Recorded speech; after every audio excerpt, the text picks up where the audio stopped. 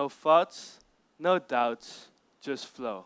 This is how I felt while surfing the biggest wave of my life. My name is Taka Gravemade, and I'm here to inspire you all, to inspire people to follow their dreams and prove to them that you can do anything as long as you put your mind to it.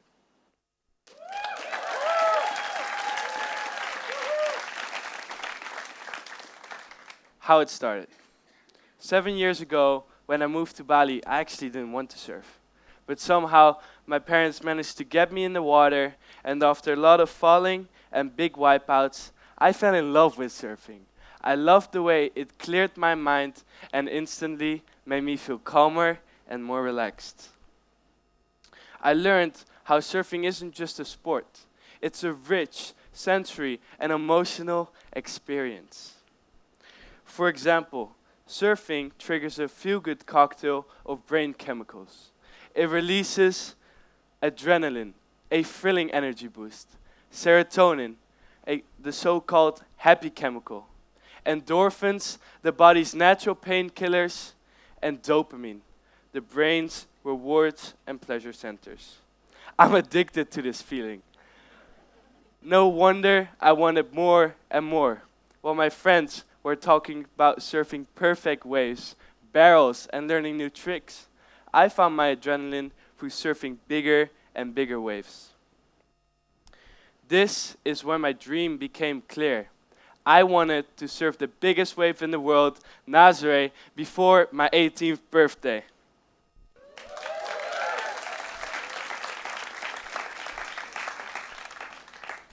Nazare is a little fisher town in Portugal where surfers from all over the world travel to surf the biggest waves in the world. I realized this feeling was more than just excitement. It was the ultimate natural high. Unlike what people chase through drugs, the rush of dopamine after riding a wave, the calming of serotonin, and the adrenaline spike after dropping into a massive wave, and the endorphins euphoria afterwards. It's the same brain chemistry activated by substances like cocaine, opioids, and antidepressants. But surfing gave it to me in a way that felt clean and pure. I truly felt alive. I wasn't just chasing bigger and bigger waves. I was unknowingly chasing the ultimate natural high. A drug-free addiction to the feeling of being fully present, alive, fearless, and free. While some of you guys were having margaritas and Mexicola, I was having a completely different type of cocktail.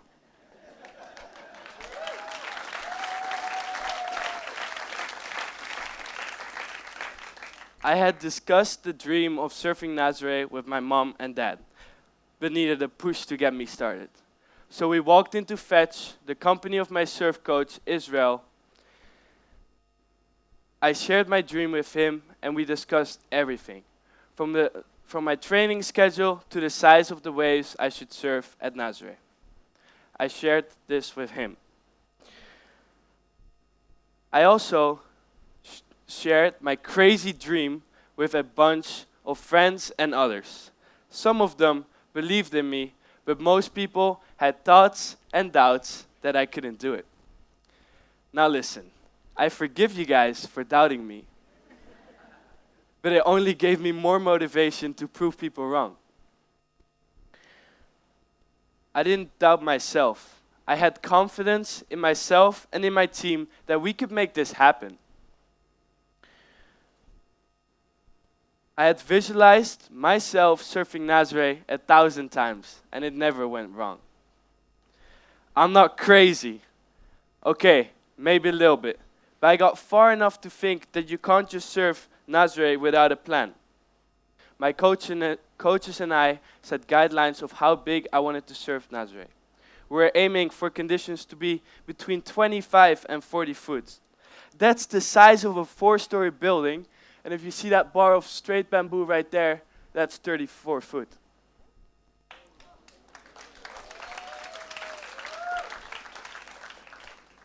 Since the beginning of my project, I got in contact with Joao Macedo, a local big wave surfer who I asked about the wave. He assessed my surfing and explained that I was fit enough and that 25 to 40 foot seems like an appropriate height for me. There are certain guidelines that come with surfing Nazare. Being approved by the locals, was I able to hold my breath for long enough? Will the fact that I'm underage be a danger? Did I have the correct physical strength and mindset? Yeah. After this, it was important to start researching about the geography of Nazare. This went beyond understanding how the canyon effect would amplify swell directions. This is when I learned that a west-northwest swell was optimal for Nazare. After this, I studied maps, photos, and videos, uncovering the mystery of this legendary wave. I treated it like a true mission. One of the crucial parts of my training was hypoxic training with Blue Zone Performance. Hypoxic training is an underwater workout which made me feel much more comfortable underwater. Here's a simple explanation. When you hold your breath, CO2, carbon dioxide builds up in your body. But when you train your body to handle higher levels of CO2, it becomes easier to stay underwater for longer because your body has learned how to use oxygen better. This is also how you improve something called a VO2 max, the maximal oxygen consumption, meaning how much oxygen you can use during exercise. The better your VO2 max, the more endurance you have. Besides hypoxic training, I was in the gym 5 times a week. For this, we had to create a training that would facilitate muscles that strengthen my joints. We found that these locations were the most recurring injury because you're behind a flipping jet ski.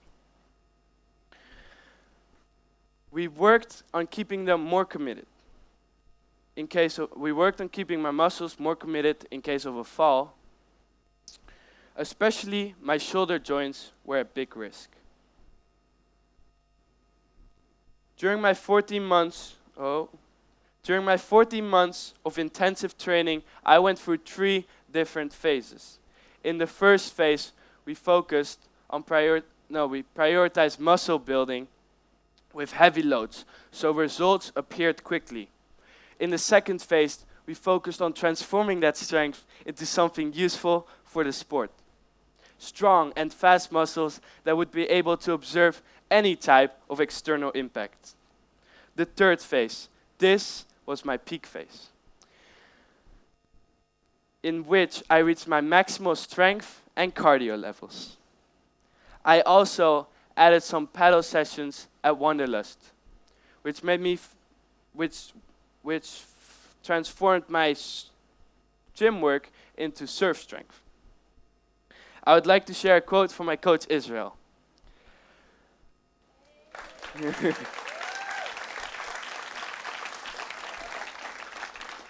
Taka, he said that Taka met his challenge with consistency and hard work. From his first session to his last, 14 months of intensive training without any rest or excuses.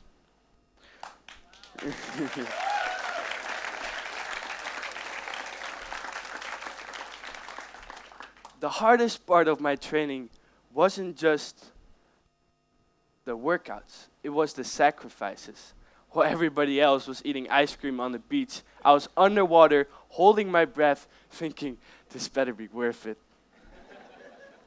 On top of that, I had to deal with Lyme disease for months, which made me feel extremely exhausted and slowed down my recovery. But I kept going. I had already started my training, but didn't know how to make it a Greenstone yet. While I was trying to figure out how to turn my mission into a Greenstone, my best friend Leander Tell, a 2024 Green School alumni, invited me to join Surf Shelter, a non-profit organization that he created for his Greenstone that teaches kids from Bali Street Moms Orphanage how to surf. Phew. At my first session, I didn't know what to expect. I thought I was just there to help. But nothing could have prepared me for the things those kids taught me. Many of them have been through things that most of us could never imagine. But they showed up with courage and joy. They wiped out, got back up on their boards, and paddled straight back out. Their energy was fearless. Their smiles were truly electric. That kind of bravery pushed me to work harder in my training. Every Sunday, you can find Leander and I out there with 10 incredible kids.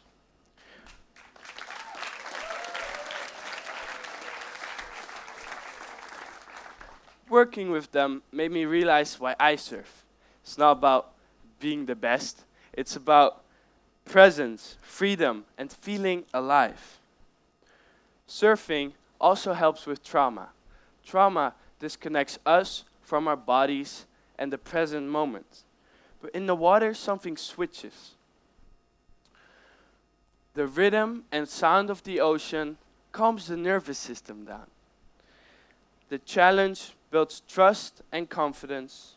Surf therapy turns fear into flow, isolation into connection, and pain into power. Yeah. Yeah.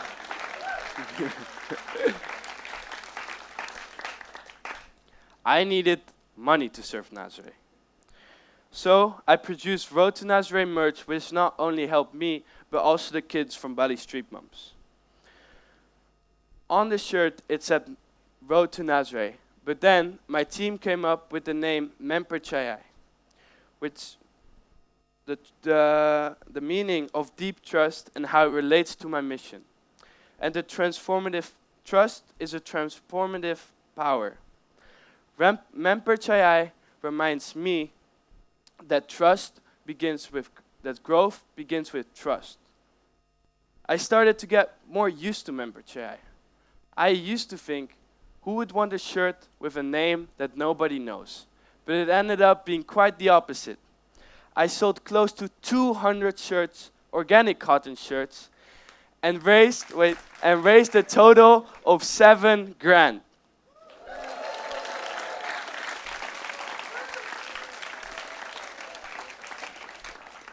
I talked at whole school assemblies, making my dream known and spreading awareness for Bali Street Moms and Surf Shelter.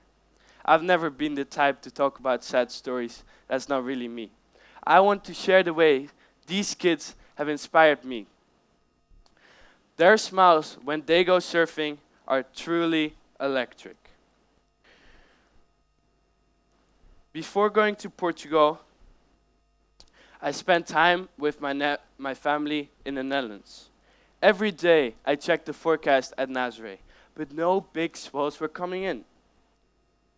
I had to hope. Otherwise, we would keep on waiting and it might never happen. Then, out of nowhere, a perfect swell popped up. So we quickly booked tickets, and the 12th of January, we flew to Portugal. We confirmed dates with the jet ski team, sorted logistics, and I reviewed all the hand and safety signals. This is my hand signal that I used to let my jet ski driver know that I was okay. Hadn't drowned yet.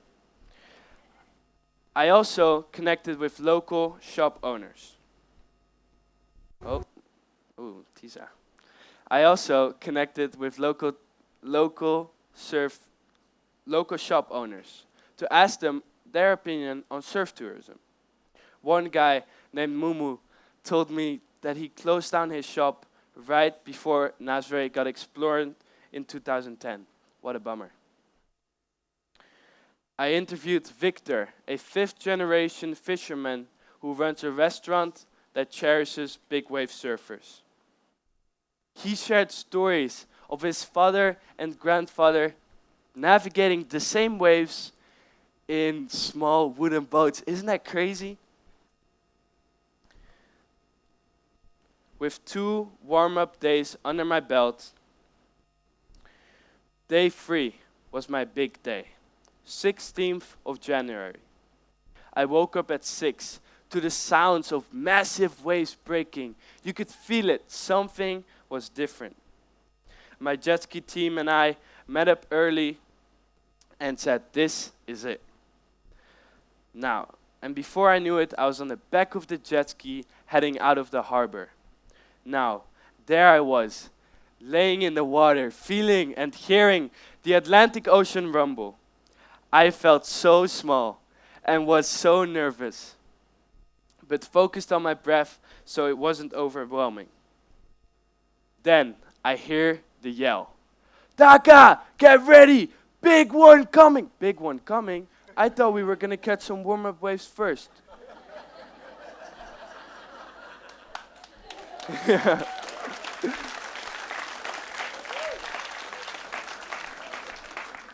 I slowly got dragged out of the water, and a wall the size of a building was moving towards me. I had never ever seen a wave this big before. We signaled to all the other jet ski drivers that this was my wave. And then, let's pause for a moment and talk about psychologist Mihaly Csikszentmihalyi. He describes flow as total emerging. The part of your brain that overthinks goes quiet. He says, flow happens when challenge meets skill. That's why big wave surfing delivers it so powerfully. When you're on a wave like that, when you're on a wave like that, you don't have time to think. You either commit or you wipe out. And wait.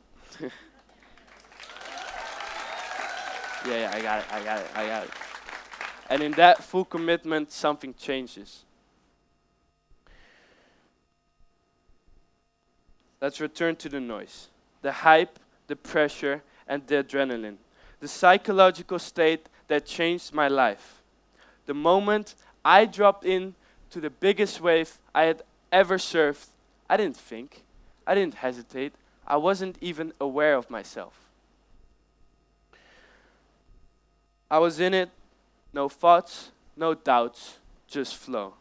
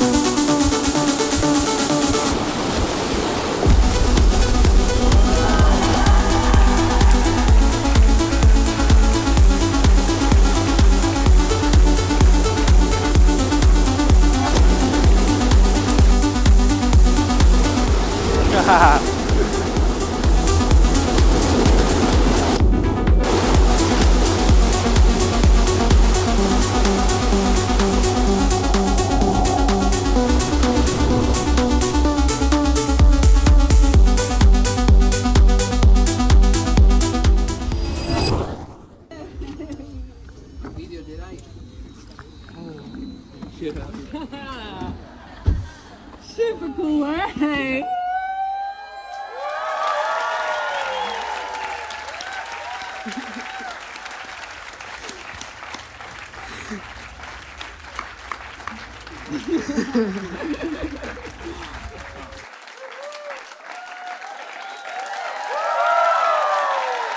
Thank you.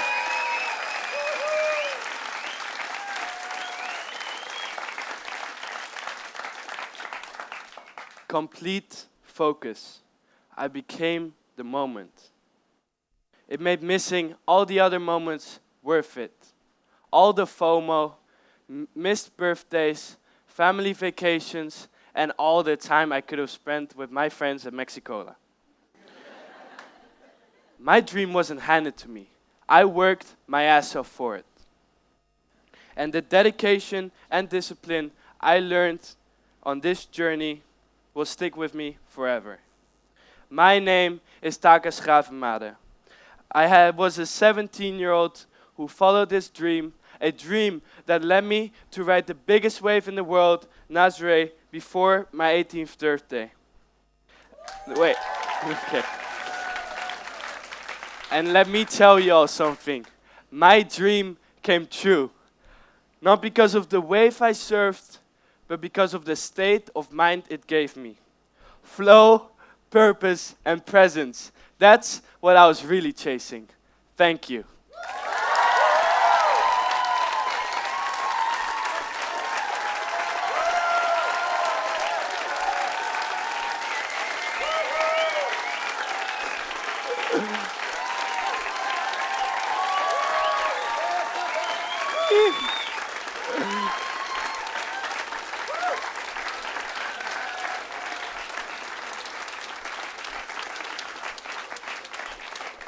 I'm so thankful for my family for always supporting me.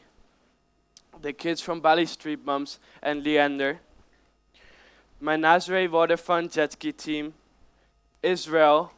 And both Maurices.